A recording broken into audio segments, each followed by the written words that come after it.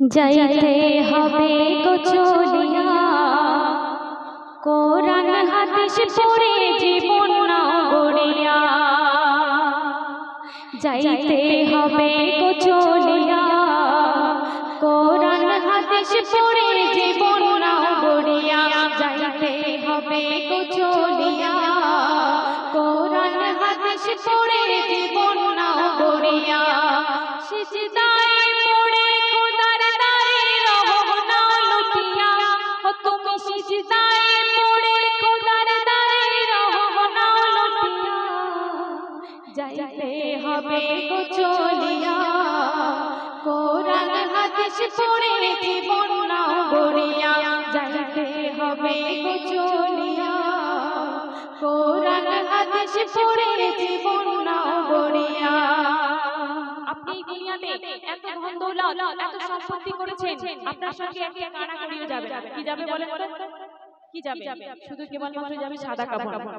তাই অতি মূল্যবান কথাই কবি লিখে দেখুন, কি হবে ওই দালান বাড়ি, আসল তোমার কবর বাড়ি। থাকবে পড়ে মোটর গাড়ি, সোনা দানা টাকা কড়ি। কি হবে ওই দালান বাড়ি, আসল তোমার কবর বাড়ি। থাকবে পড়ে মোটর গাড়ি, সোনা দানা টাকা কড়ি। সাদা কাফন পরিয়া বিদায় লইয়া কাঠের গাড়িতে উঠিয়া। সাদা কাফন পরিয়া বিদায় লইয়া কাঠের গাড়িতে উঠিয়া। যাইতে হবে গো চলিয়া, কোরআন হাদিস পড়ে জীবন নাও গড়িয়া। পাপের বোঝা মাথায় ধরে থাকবে কত দিন ওরে, ফিরে এসো খোদার ঘরে, শান্তি পাবে মরণ পরে। পাপের বোঝা মাথায় ধরে থাকবে কত দিন ওরে, ফিরে এসো খোদার ঘরে, শান্তি পাবে মরণ পরে। কেন বোঝে না রে গিয়া, দুনিয়ার মোহে পড়ে সময় যায় চলিয়া। কেন বোঝে না রে গিয়া, দুনিয়ার মোহে পড়ে সময় যায় চলিয়া। সিজদায় পড়ে খোদার দারে রহ নাও লুটিয়া।